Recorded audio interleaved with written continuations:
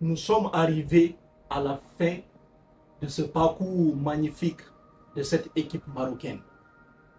Et les gens vont juste regarder le score et conclure que le Maroc a encore échoué. Le Maroc a encore échoué comme celui de 2022, où le Maroc avait été battu par la même équipe de France, les Bleus. Hier, le Maroc a perdu le match. Le Maroc a été battu 2-0 après un match exceptionnel, un match intense. Et le Maroc a encore perdu. Mais ne laissez pas cette défaite effacer toutes les leçons et toutes les victoires marocaines dans cette Coupe du Monde. Parce que l'histoire du Maroc dans cette Coupe du Monde ne se résume pas seulement à une seule défaite et conclut que le Maroc a perdu. Il y a 4 leçons de sagesse, 4 leçons de vérité indéboulonnables que je vais dévoiler tout au long de la vidéo. Cette vidéo, elle est extrêmement importante. Il faut suivre jusqu'à la fin. La sagesse est comme un vent doux qui ravive le feu sacré de la vie. Je ne suis ni détenteur de la vérité, ni détenteur de la sagesse. Je suis juste un éveillé qui essaye de voir correctement le monde, car le monde est aveugle. Je vais vous dévoiler les 4 nobles vérités de sagesse les plus puissantes derrière cette équipe marocaine.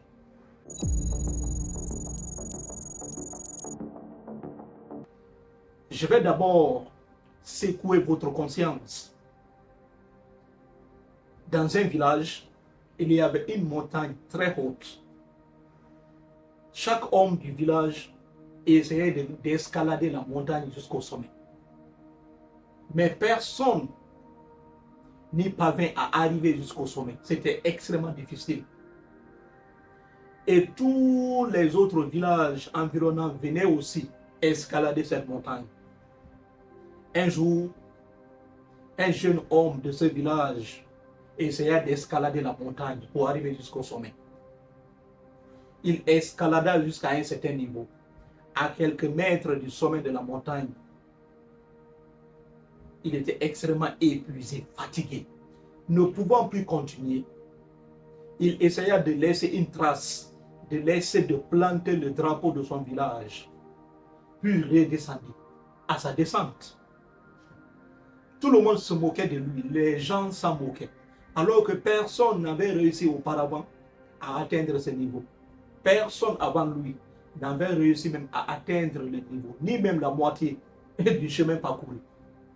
Mais cet homme réussit à atteindre ce niveau. Fatigué, il redescendit et les gens s'en moquaient. Un vieux sage qui avait observé cela, il essaya lui aussi d'escalader la montagne et voir jusqu'où il pouvait y aller. Il n'a même pas parcouru la moitié du chemin. Fatigué, il vit le drapeau de son village loin. Il redescendit. Il dit aux habitants de son village, attention, ne vous moquez pas de notre fils. Vous ne savez pas ce qu'il a fait. Il a laissé un drapeau avant juste d'atteindre le sommet, à quelques mètres d'atteindre le sommet, et il est redescendu. Ce qui veut dire que ce drapeau représentera notre lumière. Cette trace sera là pour toujours.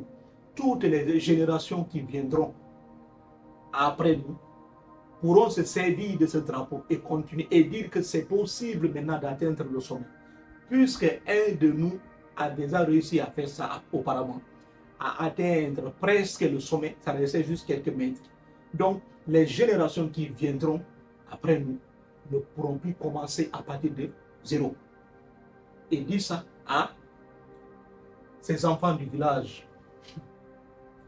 Voilà une vérité éclatante que j'ai voulu d'abord vous donner avant de vous dévoiler les 4 nobles vérités de sagesse. Abonnez-vous.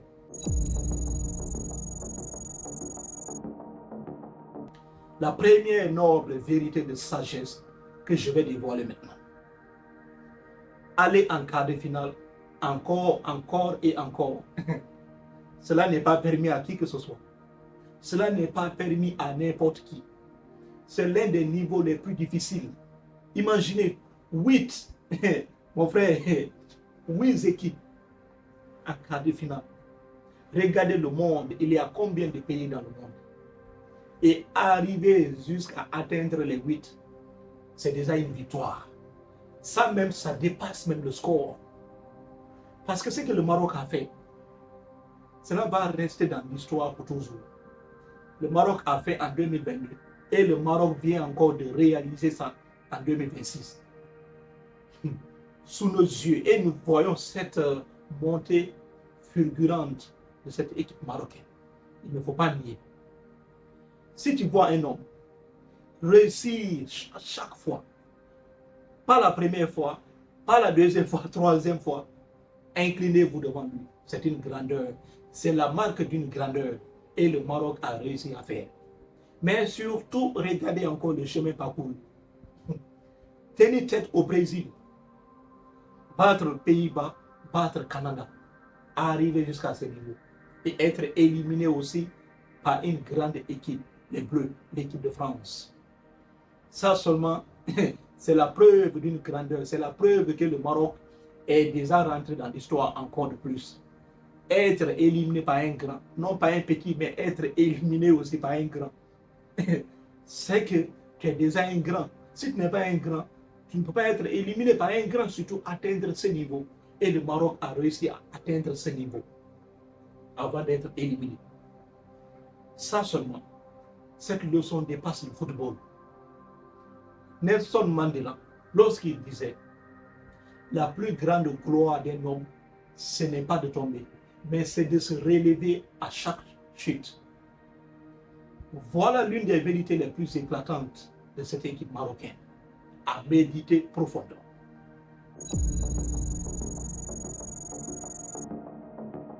La deuxième vérité de sagesse. Cette équipe marocaine a rendu normal ce qu'on croyait impossible en Afrique. Ça, il faut méditer ça. L'équipe marocaine a rendu fier d'abord son peuple. Ça, il faut le comprendre. Lorsqu'ils disent qu'ils ne jouent pas pour l'Afrique, il faut bien comprendre. Chaque nation joue pour son peuple. Chaque pays joue pour rendre fier d'abord son peuple. C'est le résultat maintenant qui peut impacter tout un continent. Mais premièrement d'abord, le Maroc a rendu fier la nation marocaine. Et c'est le résultat qui a impacté maintenant toute l'Afrique entière. Parce qu'avant, on croyait que c'était impossible. On nous a tous dit que c'était impossible. Aucune équipe africaine ne pouvait atteindre les quarts de finale ou les demi-finales. Et le Maroc a réussi à rendre impossible impossible. Le Maroc a éveillé tout un continent. Ce sont des leçons qui dépassent le football. Ça, il faut comprendre. Parce que le Maroc a déjà rendu quelque chose d'impossible en possible. Le Maroc a changé complètement la psychologie des joueurs africains. Parce que les joueurs africains de d'autres nations ont vu ce que le Maroc a fait. Un pays sur le continent africain. Les autres ont commencé à se dire, ah donc c'est possible, on peut le faire. Voilà des leçons qui dépassent le football, qui révèlent la psychologie, c'est-à-dire des gens. Ce que le Maroc a fait, ça dépasse même le football. Parce que le Maroc nous a montré que c'est possible. Le Maroc nous a montré qu'on peut battre les Pays-Bas, on peut battre le Canada, on peut battre l'Espagne, le Portugal. Voilà des leçons qui dépassent le football parce que vous regardez juste le résultat. Ce sont ces leçons-là qui s'accumulent avant de gagner une Coupe du Monde. Et dans les prochaines années, le Maroc va aller encore loin. Ça, il faut le comprendre. Parce que le Maroc a déjà fait en 2022 jusqu'en demi-finale. Et le Maroc vient d'aller jusqu'en quart de finale. Ça seulement, ça dépasse le football. Voilà la deuxième leçon de sagesse que j'ai voulu partager avec vous. La troisième leçon de sagesse, l'une des leçons encore les plus puissantes. Le Maroc a été battu par qui? par la France. Mais regardez bien le visage de ces joueurs. Regardez bien ceux qui ont battu le Maroc. Regardez leur visage. Ils viennent d'où? D'autres viennent d'Afrique subsaharienne, d'autres viennent du Maghreb. C'est un mélange total. D'autres viennent des Antilles. C'est un mélange total. Ça veut dire que le Maroc ne jouait pas contre les étrangers. Ça, il faut le comprendre. Le Maroc jouait contre ses propres frères du continent africain, portant un autre maillot. Regardez bien Kylian Mbappé. Regardez bien les Bakola. Regardez bien Olysée. Tous ces joueurs. Beaucoup viennent d'Afrique. Cela prouve que le Maroc ne jouait pas seulement contre les étrangers. Le Maroc jouait contre ses propres frères. Oui, qui portaient autre maillot. Et cela nous pousse à réfléchir profondément. Voir nos propres frères aller jouer ailleurs, porter le maillot d'un autre pays, cela fait extrêmement mal. Ce sont des leçons que nous devons apprendre à arrêter de laisser nos propres frères, nos propres fils porter le maillot d'un autre pays. Tous les joueurs africains jouant à l'étranger doivent porter le maillot de leur pays d'origine. Normalement, ça doit être comme ça. Et c'est ça que le Maroc est en train de faire. Le Maroc est en train de recruter tous ses fils qui sont à l'étranger. Si le Maroc avait réussi à rapatrier tous ses fils depuis longtemps, avant même ces dernières années, le Maroc serait même capable d'aller loin. Parce qu'il y a des grands joueurs marocains qui n'ont pas pu porter le drapeau marocain. Donc le Maroc jouait contre ses propres frères, portant un autre drapeau. Et ils ont été battus par leurs propres frères encore.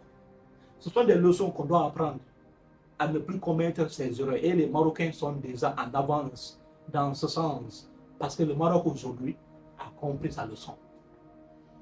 Voilà la troisième vérité de sagesse que j'ai voulu partager avec vous et à méditer profondément.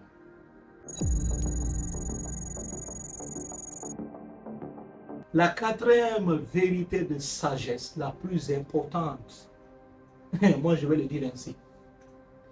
Le Maroc nous a déjà montré le chemin. Le Maroc a déjà atteint un niveau très haut. La balle est maintenant dans notre camp. Le Maroc nous a déjà montré que c'est possible. Donc l'Afrique doit maintenant se préparer. L'Afrique doit maintenant préparer le terrain. L'Afrique doit maintenant préparer ses joueurs, réparer toutes ces infrastructures. Parce que le Maroc nous a prouvé que c'est possible. Il suffit juste de financer énormément le football, améliorer nos infrastructures, améliorer notre championnat. Cela va complètement changer la donne. Voilà ce que le Maroc nous enseigne. Et le Maroc a commencé par ça. Il y a des centres de football un peu partout au Maroc. Et le Maroc rapatrie aujourd'hui ses enfants. Le Maroc nous a montré une leçon inoubliable. Et la balle est maintenant dans notre camp. Parce que chaque équipe africaine doit s'améliorer maintenant. Chaque équipe africaine doit améliorer ses infrastructures sportives. Parce que le Maroc nous a déjà montré que c'est possible. Ce qu'on croyait impossible, battre les géants, c'était juste de la poussière. C'est comme construire une maison sur du sable. On a vu déjà ces géants-là. On a vu qu'on peut bel et bien les battre. Regardez par exemple le Sénégal. Le Sénégal qui a tenu tête face à la Belgique jusqu'à la fin. Ils ont juste craqué vers la fin du match. Il faut voir la RDC Congo. Il faut voir le Ghana. Même cette équipe marocaine. Donc ici, on a compris une leçon qu'on ne pourra jamais oublier dans notre histoire. Parce que toutes les équipes africaines, la majorité de ces équipes ont été éliminées vers la fin. Donc ce sont des leçons que nous avons apprises et nous allons nous améliorer. Le Maroc nous a montré que c'est possible. Le Maroc nous a montré qu'en améliorant nos stades, en améliorant notre championnat, en finançant énormément le football, on peut faire un exploit. C'est ça que le Maroc nous a montré. L'impossible d'abord, c'était de voir les équipes africaines arriver jusqu'au sommet. Et on a déjà vu que c'est possible. Voilà la quatrième vérité de sagesse. la plus éclatante que j'ai voulu partager avec vous.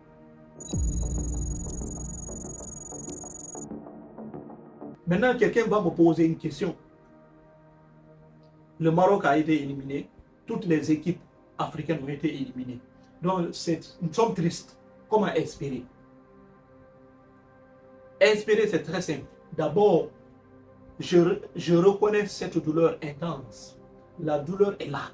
Nous ressentons cette douleur tous les jours. Donc, ce n'est pas un hasard. Mais cette douleur ne sert à rien si on n'arrive pas à résoudre les vrais problèmes du continent africain. Premièrement d'abord, essayons de convaincre nos frères de ne pas porter le maillot des autres pays. Essayons de convaincre nos frères de porter le maillot de leur équipe, de leur pays d'origine. Essayons d'améliorer nos infrastructures sportives.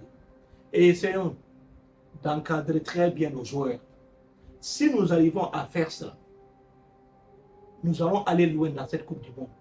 Parce que la Coupe du Monde va encore continuer, encore et encore. Surtout maintenant, on a une chance d'aller jusqu'à d'envoyer 10 équipes.